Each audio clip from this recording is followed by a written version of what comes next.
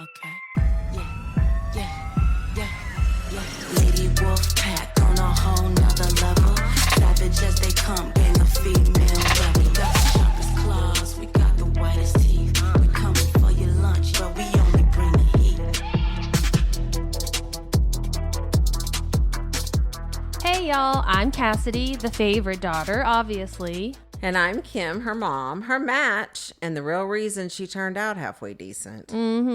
Welcome to Mom's Favorite, the podcast where we laugh, vent, and overshare like it's our full-time job. Yeah. And we're coming straight to you from Austin, Texas, where the queso's hot, the opinions are hotter, and we don't sugarcoat a damn thing. You know, just think of us as Thelma and Louise, but only they're related and they have a podcast instead of a death wish. So go ahead and pour yourself something strong, maybe a margarita, get a little snack. Because here on Mom's Favorite, we got a lot to unpack.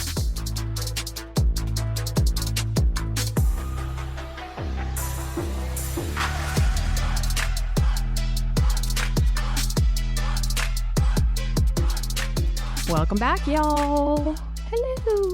Hello. Today, we are going to talk about a family breakup that doesn't require lawyers, alimony, or arguing over who gets the air fryer.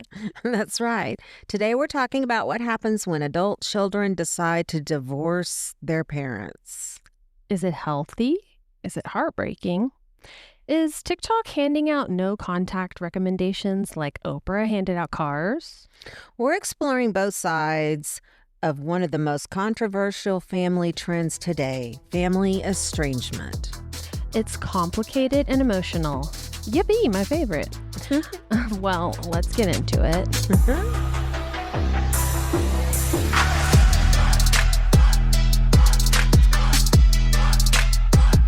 So, you wanted to talk about this because you found it very interesting, this like quote unquote trend that I've seen a lot too on social media about adult children like cutting all ties with a parent or both parents.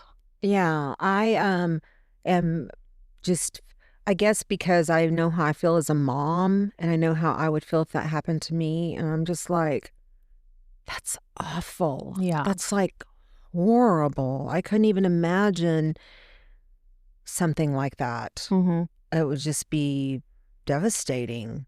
But I guess, you know, like everything else in life, there's two sides to every story. And Sure. no, like Dr. Phil says, no matter how flat you make a pancake, it still has two sides.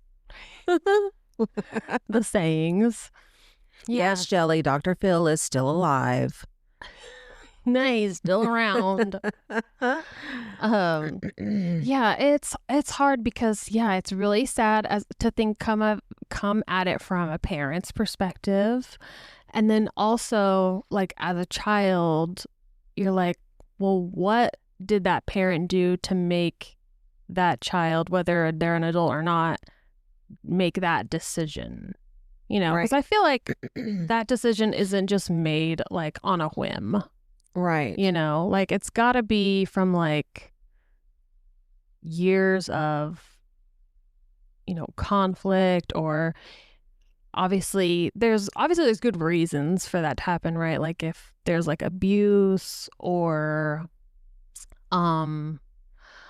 like even like substance use that like they're not willing to get help and like for your own health and safety. Right. Like, right. You know, I think that's why it's not cut and dry. No.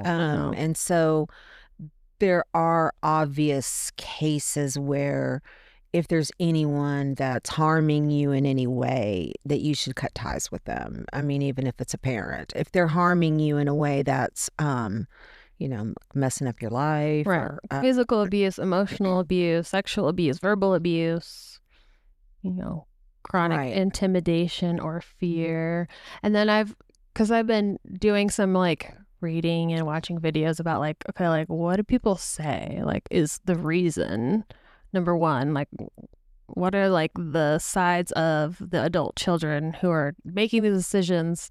And then what are the sides of like the parents in this, like in these situations? And obviously not every situation is the same. And that's the thing, like it's a really complex issue, and like a little 1-minute social media video can't like provide all the detail. Yeah, I agree.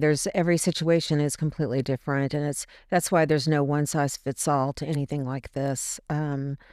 But I think what I'm more concerned about is not the extreme cases where, obviously they should cut ties with a toxic parent. But I'm more concerned about like this trend of children now cutting off their parents for little reason. I mean, or it's a reason in their emotional brain, but it's when you really hear some of the stories, it's pretty weak, but for some reason they just don't feel like they can have a relationship with their parents. Yeah, from what I like saw when like looking into this, I feel like a big thing was like obviously no parent is perfect, and I think the adult children that like decide to do this aren't like expecting,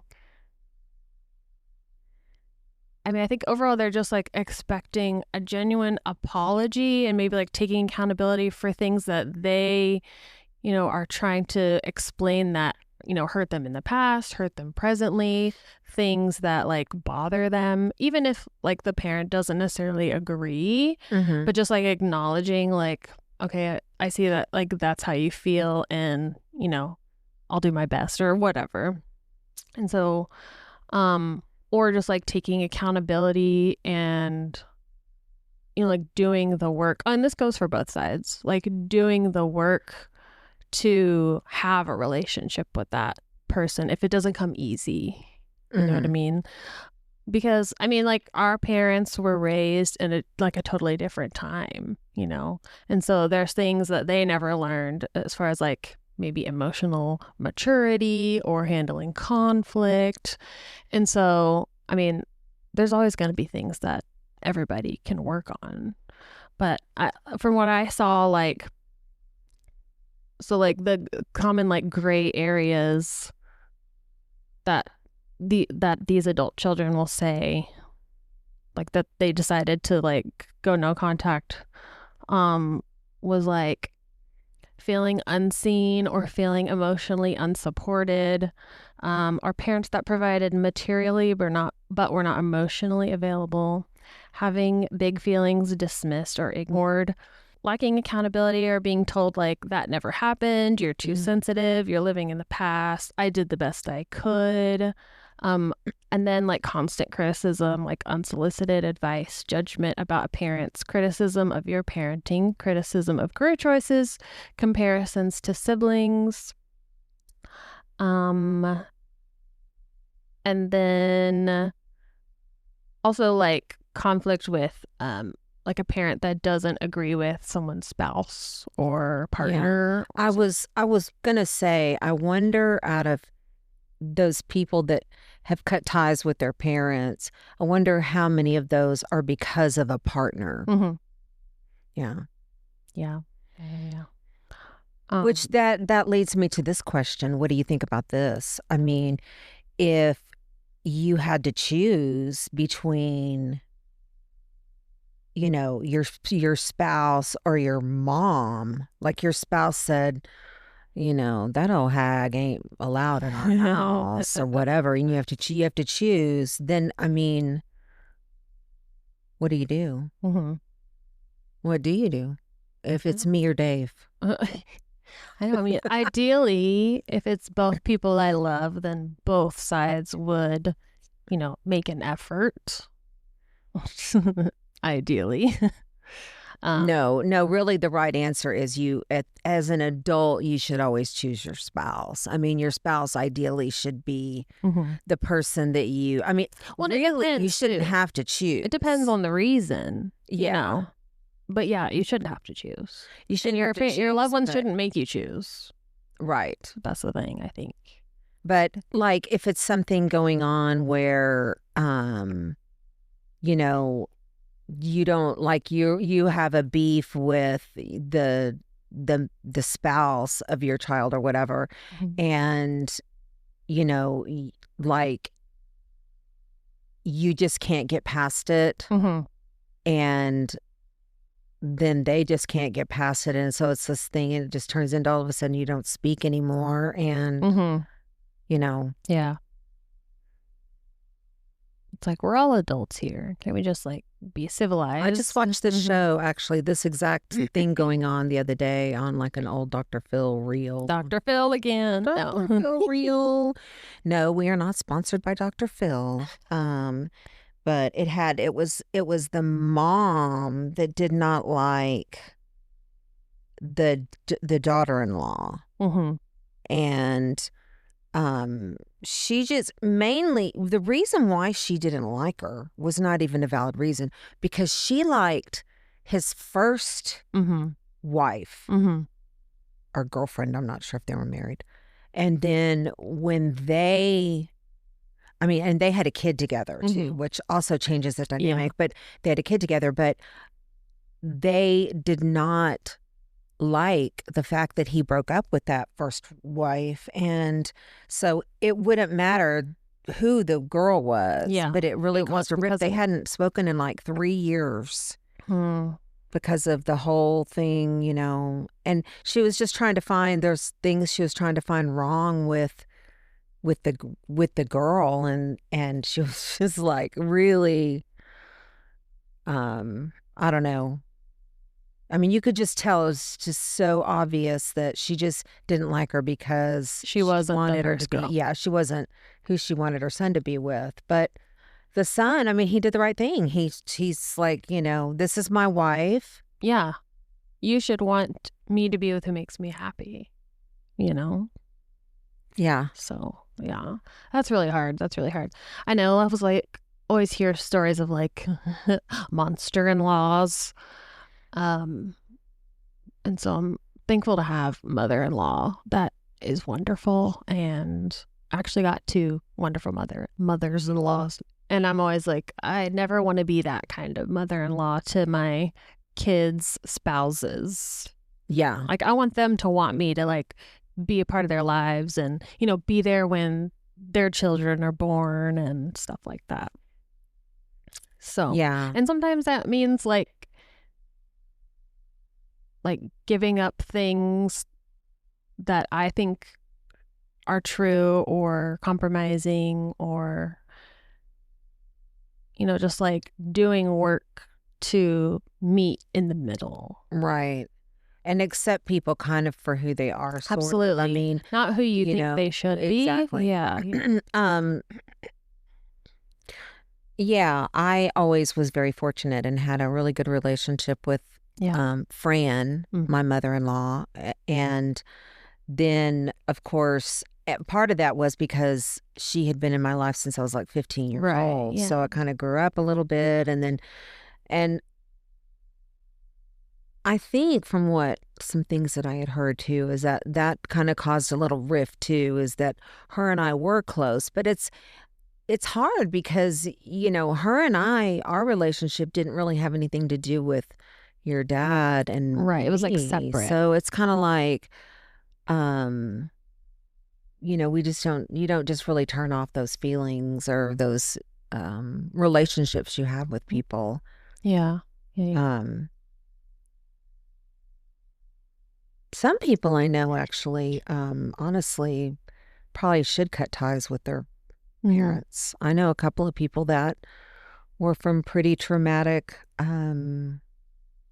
childhoods and just not great, and they still try to make it work, you know. Well, it's my family. And, and I get that to a sense. Like, well, family all families are kind of semi-toxic. I mean, I use the word toxic, but I mean, in some way, shape, or form, nobody's family's perfect. No, and so everybody's got their demons and their skeletons and their issues going on for sure. Yeah, and I read a lot about like emotional immaturity in like the older generation, and I was gonna bring up like what like common examples, because like people say that and like what does that mean, you know? And so people would say that like their parents make everything about themselves, like about their own feelings. Like if the adult child said, "It really hurt my feelings when you missed my graduation," and the parent would say, "Wow, well, I guess I'm just the worst parent ever." Oh. Or they can't handle criticism. So like if the adult child said, "I wish you wouldn't make comments about my weight," the parent would say, "You're so sensitive. Nobody can say anything anymore." And then like refusing accountability, like I said, like that never happened, you're remembering it wrong, it wasn't that bad. And then they need to be the victim. So no matter what happened, they find a way to become the injured party. So like a child explains why they've pulled back from the relationship, and the parent says something like, "After everything I've done for you, this is how you treat me." And then boundaries feel like rejection.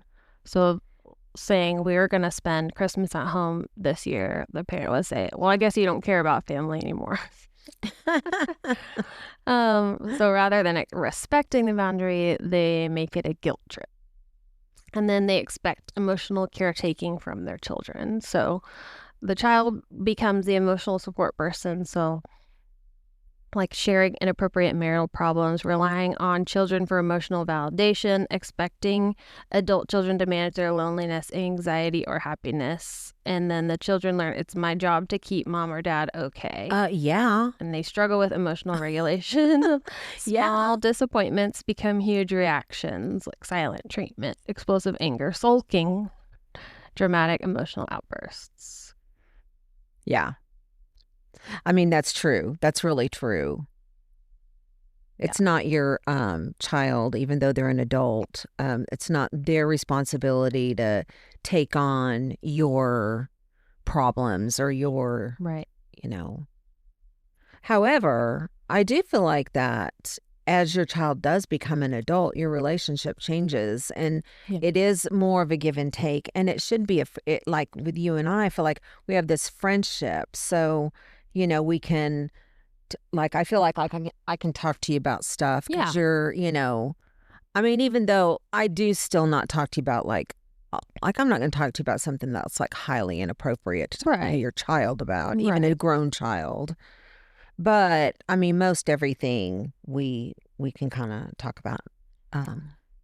Yeah, and I think that when you have a good relationship with your parent as an adult, like you want to make sure that they're okay emotionally. Like you want to be able to be there for them if they need it. But I guess it's like if it's to the extreme. Yeah. You know what I mean? Yeah. Like somebody who's like constantly falling apart, or somebody who's got like, you know, addiction issues, or, you know, constantly needy to the point where, you know, they're just sapping all of your energy. Yeah. And like every time you're around your parent, you feel like maybe you have to rescue them, or, you know, I don't know. Yeah. Yeah. Yeah, that's hard. It's hard because like it's hard when like you don't have that kind of relationship to like see how that could happen. So that's why I was trying to watch a bunch of videos from. So did you ever have any friends, like, did you ever know anybody who did not have a good relationship with their mom?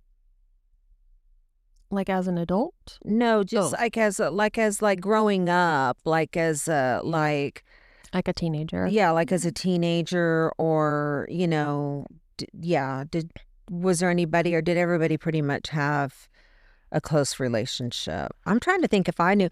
I can speak about family. But did you know anybody that? Not that I can recall. I mean, I think all my like close friends had a pretty good relationship with their mom. I mean, obviously, like when you're teenagers, like, you know, moms and daughters are kind of like, yeah, my mom's so annoying. She doesn't know anything. Yeah. You know, and then you become an adult and you're like, okay, well, maybe she knows a couple things. Okay, well, maybe she wasn't so crazy back then. Maybe she does. Well, my aunt and cousin had this like really kind of volatile relationship, and it was when from the time she was born until her mom passed away. But yeah, they were really like oil and water. They never really got along. They annoyed each other. They were constantly fighting, and it was weird because I wasn't like that with my mom. And so it was really weird for me to see someone the way that she spoke to her mother. Yeah. Because I was not raised like that. Yeah. Like you could not talk to your mom like that. Yeah. And yeah, I had an experience like that in high school. Like, oh, she said that to her own mom? Yeah. Oh my God. I could never. Yeah. I was like, wow, I can't believe that she was doing any of the things she was doing. She was really like kind of not well behaved. And so it was really kind of awful. And it went into adulthood. And they had, in adulthood, it was more of this, and I know they loved each other. Don't get me wrong. Yeah. I know they loved each other. But I also know that it was almost like a love-hate, you know, like I love her, but I hate her. Yeah. Like I can't, like she's the person I go to. She's the person I need. She's the person I love, but yet get away from me. I hate you, you know. Yeah. Well, it was all of it. It was very volatile. Yeah. I saw a few videos. It was like heartbreaking of like, especially women being like, I would love to just be able to like call my mom, but not my mom. You know, like a mom that would be like supportive and helpful in a way that's not like toxic to me. It's sad. And people saying like they're mourning their parents that are still alive. Like that's so sad. Yeah. But can't everybody just get along? Can't everybody just have a happy little family like the Brady Bunch? Yeah. No, they cannot. No, they cannot. No, they cannot. That's the thing. I mean, it's like, I think some people, whether it's the adult or the child, it's more about being right. So it's like, what's more important, being right or having a relationship with that person? And so, and maybe some people, like, they need to, like, take a break to, like, work on themselves, you know? So that, like, they can interact with their parent in a way that's not, like, explosive and, like, come at them in a way that they're going to respond better to rather than, like, defensiveness. Right.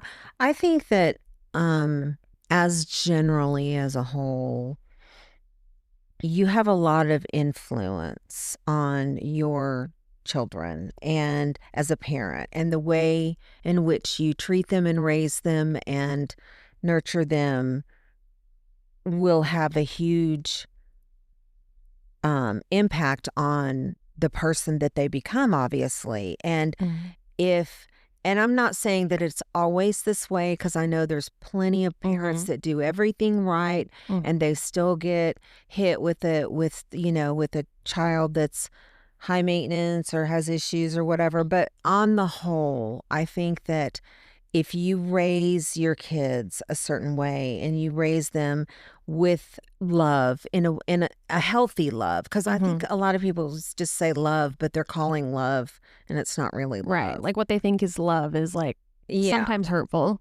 Yeah. And even like, just even smother love, even parents that are just like over parenting or helicopter parenting, because that'll drive your kids away too. Oh, totally. Totally. So I think that the more work you can put in on the front end of that relationship with your kids, and you should anyway. I mean, they're your children. You're raising them. You should be involved. You should be all up in their business and whatnot. But the more you do that, the less likely you are in the end game to have an unhappy child. Yeah. And if your child is unhappy, try to figure out why they're unhappy. Yeah, I was gonna say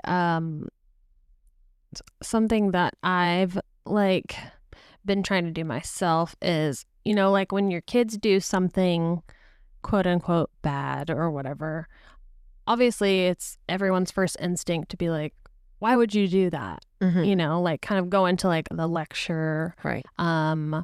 But to try to like really stop and be like, what's going on? Like what's going on behind the action? Because there's almost always something going on behind the action, whether it's like anxiety or whatever. That way your kids don't grow up remembering every interaction as like criticism or a lecture, or, you know, more so like my parents always tried to understand me for me, or hear my side and understand. And I always want, like, in my like opinion as like raising kids, my something that's really important to me is I always want my kids to feel like they can come to me for any reason. If it's like they've done something really bad, I never want them to be like too scared to come to me because they know that I'm gonna like blow up at them and like, well, I can't tell my mom. And I always want them to feel like they can talk to me about anything. Right. So, and I think that's super important too. Open lines of communication is huge. Yeah. Because that's how, you know, teenage girls are pregnant and, you know, they don't tell their parents because they're terrified of getting in trouble or whatever, you know. Just one example, but yeah. And now Shep calls me too much, so. Of course he does. He'd be FaceTiming me for every little thing. I'm like, this could have been a text, sir. So what about parents that cut off their kids? Yeah. I've seen that because too. there's also that too. Parents that divorce their children or whatever you want to call it. Disown or I've seen that too. I mean, here's the thing. If you came home and if you came up to me and you said to me, I am not having a relationship with you, and you're no longer my mother, and I would be like, no, you're not. Then fine. I do not accept. I'm fine. I'm revoking your birth. You're going back to where you came from. Yes, I brought you into this world. I'll take you out of this world. And that's the way I would feel. I would feel like, no, you can't. You're not allowed to do that. You're not allowed. That is against the rules of life, of our family rules. Nobody's allowed to divorce each other. Yeah. And I think it's important to like have boundaries, but also I feel like it's always important to like try with your family. Like, even if you need to like take a break, but like, I feel like I don't know that there would be anything that could happen that would make me just feel like I can never try again. You know what I mean? Like, if something happened and like, okay, well, I just need to like distance myself for a time. Not that I foresee that happening in the future, but I would always go to that thinking about then in like a couple of months or whatever, a year. Like approaching it like, okay, what can we do to like rebuild our relationship? Right. Like, let's go to therapy together. Let's, whatever we can do, because I want to have a relationship with you. And obviously there's this thing, whatever it may be, that's like preventing that from happening. So like, let's fix it or find a way to get past it or whatever. Exactly. It might be. Yeah, sometimes you might need like a cool off period or a period even of reflection. And sometimes you reflect that maybe it wasn't about all of them. Maybe it was some about yourself too. And, Mhm. yeah, that's always really good. I tend to be that kind of person because when I'm in a heat of a moment, I'm in fight or flight, and I know And that you're like, I'm fuck gonna. these people. I know if I don't leave, I'm gonna say Say something something you regret. really mean, and so I don't want to do that, Mhm. and so I just leave. And then when I have more clarity and I Yeah. kind of calm down a little bit, then I can see things clearer. And I don't sometimes I don't like that fight or flight about myself, but Mhm. I think it comes some from PTSD a little bit because I Totally. don't remember ever being fight or flight Mm-hmm. before. Yeah. But now I'm for sure fight or flight. But so,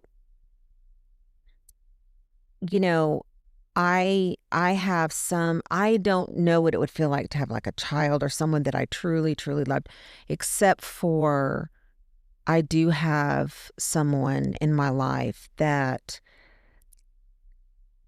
cut Cut ties with ties. me. Yeah. And so I do know what it feels like. And I do know, especially in this particular case, because You were close. this is someone who was very, very meant the entire world to Mhm. me. And so to not have that, Mhm. you know, it's really, and not even for a really good reason. Right. It would be one thing if there was some horrific reason Like why. they murdered my husband or whatever. Like Right. something crazy. Right. So I kind of want to tell a little bit about the story because I figure you can't just give a little teaser of Yeah, you no. and then not tell I'll leave what, the people what hanging. happened. What happened? So I grew up really, really close to my cousin. We didn't grow up look close, like living in the same town, but we were our birthdays are 3 days apart. We just always loved being with each other. We laughed. We were like laughing till we wet our pants kind of stuff. Yeah. And the memories are just, they're just so deep Yeah. with her and I. It's like me and Courtney. Yeah, it is. It is Mhm. exactly like you and Courtney. And so as she got older and as she got to be an adult, she ran into some problems. She had some issues and relationship issues and life problems and whatnot. And she Mental health issues. she really I think it really starts with mental health. Yeah. And then she really, I think, got the main thing was hooked on prescription drugs. Yeah. And it got to the point where it was so horrible to be around her. And I mean, it was Cassidy, Like I was watching a scared. train wreck. I was scared. Yeah. I was like, and I mean, I'm not like big into drugs and all that. So I saw her like drooling and falling over and this and that, and it scared me. I thought she's going to die. Yeah. And so I tried to, after a few crazy incidences that had happened, shit show incidences, I did some research and whatnot, and I called her dad because her dad at the time was her handler. Mm-hmm. I mean, actually, her dad was always her handler. He was always in charge of her. She lived under his thumb her entire life. Mhm. And so I knew that I wasn't going to get anywhere with her trying to convince her to go get some help. Yeah. But I did Needed talk an to her. intervention. I needed an intervention, and I tried to do an intervention and get her dad involved. And I guess, I don't know if, he wasn't thrilled about the idea or if, I don't know, whatever, but she wasn't happy about the fact that I had contacted him and that Well, they were probably in denial. Like, I was getting involved But in there was a something that problem. wasn't my business. But yeah. but honestly, Cassidy, I mean, when you love someone, you have someone in your family, whose business is it? Yeah. If it's not mine, who says it? I mean, this isn't just like some Joe off the street and I decided to walk up and intervene into his life. I mean, this is someone I've known all my life and I'm tight. This is like a sister to me and someone I love. She was like the sister I didn't have. And yeah, I'm sorry. That's just not how I'm made. And I guess this is what happens when you do things like that, but that's just who I am. But yeah, we got on the phone. I don't know how we got to talking about it. And she just really let me have it about not getting involved. And then she said, I love you and, you know, have a nice life. And that was pretty much it. Jeez. Yeah, it was awful. And I thought, well, maybe it'd be one of those things where, Right. yeah, Yeah, you they're have an saying that, argument, but and yeah. then you have some time to They don't mean it. Yeah. off and whatnot. And subsequently after that, there was she wound up having fallout with pretty much the whole entire family, one by one or two by two. Everybody pretty much started jumping ship, and it's unfortunately, I think she's kind of estranged. She's got her little family of her kids and her grandkids, and then the nieces and nephews and cousins from the other side. We just don't exist. Yeah. That's sad. Yeah. It's sad because, like, of course, all you can picture is like all the like happy memories from before. And so you're like, this doesn't make sense. This isn't right. Yeah. I can't understand how she could just do that, And the thing to me is like, how can she still like just be like doubling down? Like, is she still... Because she's still taking pills. Yeah, I mean, I guess that's the thing, like, about like children of divorce who kind of like get alienated from one parent. They kind of like get brainwashed. Like I did to you. Yeah, no. Well, no, you were always very supportive and made me call my dad. Okay. yes. No, but like when like parent and child relationships get kind of like severed because of that, it's crazy to me that like as those children grow up and can kind of like connect the dots of like, hey, maybe like my primary parent was, kind of working behind the scenes to make it look like I shouldn't have a relationship, that they would not like reach out to see if it would be possible to have a relationship with that parent. I think it's because there's people that are just really filled with anger and hate. And when you are filled with anger and hate like that, you can't see anything. Yeah. You can't see anything. I thought, or maybe they're just like, they could be like embarrassed, maybe, and like don't want to admit that, like, I don't know. Yeah. Who knows? Or they're hateful. That's possible. Or they just don't care. Or they just don't give it a thought. Yeah. They're like, well, I've lived this long without the parent, so. Yeah. I mean, my biological father, I honestly didn't even give him any thought whatsoever because he wasn't even on my radar. And so I would never think about even though we had this relationship later in life, but it was like, I would never, I don't know. Mm-hmm. I think relationships are built on two people giving. Definitely. And I think when one of them is not giving, then it's not going to really work out, right? Yeah. And so that's the thing. Like, both parties have to be willing to like, hear the other and be willing to like accept things that they might not like to hear and be willing to like do something about it. It's more than just like, oh, I'm sorry. It's like, okay, then what? Mm-hmm. Like, what are you gonna do? Right. Well, and this is where I run into problems because I'm an anomaly over here. I, being the Virgo that I am, the 100% every cell in my body is a Virgo. I when I love and I'm in a relationship and I mean, that's everything to me. And I will fight to the end of the death of time, and I will try 1,000,001 times, and I won't, and I don't understand people that don't do that. I don't understand people that just walk away. Right. And give up.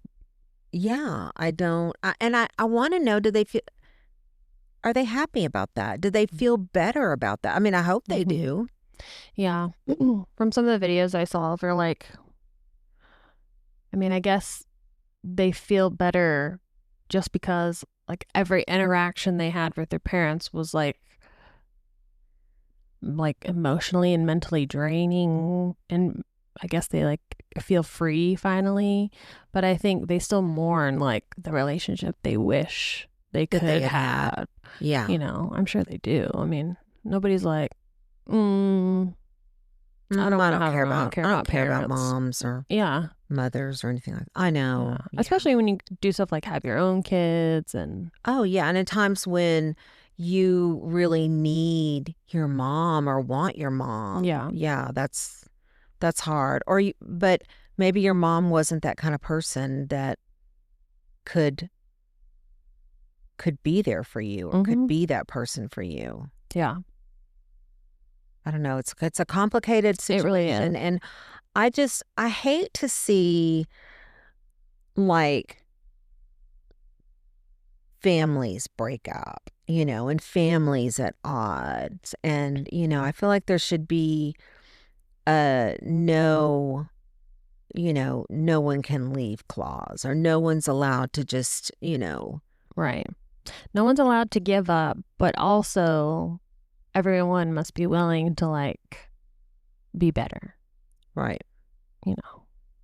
Because I mean, there's certain family members I can think of that I definitely would have gotten rid of. I mean, just like You're like, I didn't know that was an option. Yeah, just divorce them right off. Cannon and Shep, they would probably get rid of each other. They would do it now for the moment. They're always like, I wish he was never born. It's such a crazy dynamic, but love your parents. They did the best they could. And I don't mean they did the best they could with what they knew, because that sounds so lame. It's been so overused, but I know people are like, when they're like, I put a roof over your head, I gave you food to eat. They're like, okay, so you did the bare minimum of being a parent. Yeah. Yeah. What do you want, a cookie? Yeah. I always think about, oh, did I do the right thing? Did I give enough? Was I there enough? Did I ruin my, no, I didn't. I know. I didn't ruin. I know. She's always like, did I traumatize you? Did I traumatize you? Were you traumatized? Did I ruin you? Well, I mean, I had some, because I just parented to my own horn, okay? And so, like, when you would be like, well, one thing is when you would be real crazy in the car and be screaming and crying, and I just turn the radio up real loud. Yeah. To the 10 or whatever. Yeah. Just volume, because it would be driving me crazy. And I'd about to have a wreck on 410. And then sometimes, like, when you would start crying. Yeah, you would start crying. I would start crying too. I saw a video the other day of like babies or toddlers crying, and then the parent like, and their little faces would be like, what the hell? I did that to you. I did that to you. And 9 times out of 10, I'm not telling you, they will stop crying, because they're like, what? Why are you crying? Yeah. Like that one. What's that latest one they're doing with the toddlers and the kids are crying, and then the mom starts yelling, Jessica. And then the kid's looking around and stops crying. That's the kid's name.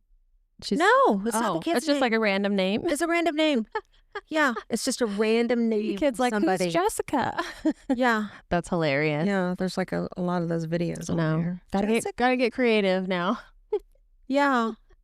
Yeah, I mean, I did whatever. I mean, I think now back, some of it might have been borderline traumatizing. Some of it might have been borderline not textbook like. Well, and I think that's every parent does that. But I No? felt like, okay, like Because when you I feel like told it's you, right in the moment. well, like when I told you, hey, don't run off because if you do, a man's going to steal you and you'll never see me again. And he's going to do creepy things to you and you're going to live in a closet and you're going to have to eat Brussels sprouts. I don't know. I just made up stories about scary stuff because I was so terrified something would happen to you. So I was like, I got to think of the scariest thing that could Yeah. happen. And Well, it worked for me, but like if I tried to do it to Shep, he'd be like, "Yeah, well, I'll see. I'll take my chances." maybe you don't do it with enough, like, ooh, like you got to really be scary. I'm pretty scary. Mm-hmm. I mean, people tell me I'm so intimidated by you. I'm like, what? Me? Little old me? Little old me. Little old me? Yeah, well, Or no? I think that's probably a wrap. You think? We could probably go on about this topic for hours. We could. We could go on any topic for hours. That's true. That's true. Especially this one. Jessica. Jessica. Especially it's just it's such a complex issue. You never really know until you're in it, Yeah. Yeah. One thing is clear, family estrangement is rarely a story with heroes and villains. No. Usually it's a story about hurt, misunderstanding, unmet expectations, and people trying to do the best they can with what they know. Thanks for spending this time with us. And I just want to take a moment to thank some of our people that are behind the scenes and helping us with our podcast. Mm-hmm. Jordan Cannon, thank you so much for being our show producer and Editor. and Jody and Shelley and all of our Shody media. our mofos. MFers. Our Mofos. our MFers and mofos now. just our friends that listen to us every week. I have people that tell me they listen to me every week, every week. And I am like, that makes me so happy that Agreed. that they care enough to come back and listen to this little old nonsense that you and I have to talk about. I agree. Yeah. So That's so nice of you guys. So thanks for getting in deep with us on occasion, and we'll be back next week. All right. Goodbye, friends. Bye-bye.